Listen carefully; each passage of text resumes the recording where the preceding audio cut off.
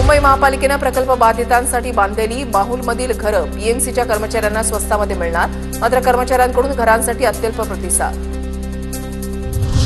मुंबईच्या वरळी भायखळ्यामध्ये भर उन्हाळ्यामध्ये पाणी जेजे रुग्णालयाला सुद्धा फटका. दक्षिण मुंबईतील जी दक्षिण आणि बी विभागामधील काही भागांमध्ये अत्यंत कमी दाबानं पाणी पुरवठा. मुंबईच्या डीएन नगर ते मंडाळे मेट्रो मार्गिकेवर लवकरच चाचणी. मेट्रो 2 मार्गिकेचा पहिला टप्पा डिसेंबरपर्यंत सेवेमध्ये आणण्याचा प्रयत्न. सायबर गुन्ह्याची उकल करण्यासाठी सरकारचं मोठं पाऊल. मुख्यमंत्री देवेंद्र फडणवीसांच्या हस्ते सायबर लॅबचं उद्घाटन. मुंबई पोलिसांच्या ताफ्यामध्ये सायबर लॅबचा समावेश. सार्वजनिक बांधकाम विभागही आता सर्वेक्षणासाठी ड्रोनचा वापर करणार.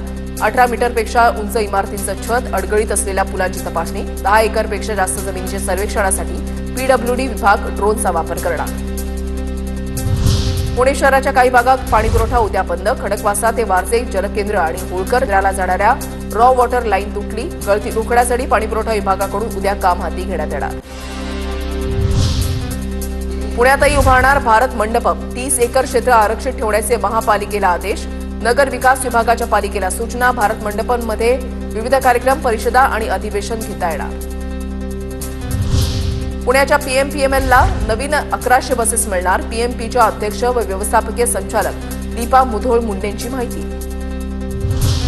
पुणे शहरामध्ये शिकाऊ आणि पक्क्या वाहन परवान्यामध्ये वाढ. गेल्या आर्थिक वर्षाच्या तुलनेमध्ये यंदा 29,000हून अधिक शिकाऊ तर 23,500हून अधिक पक्के वाहन परवाने.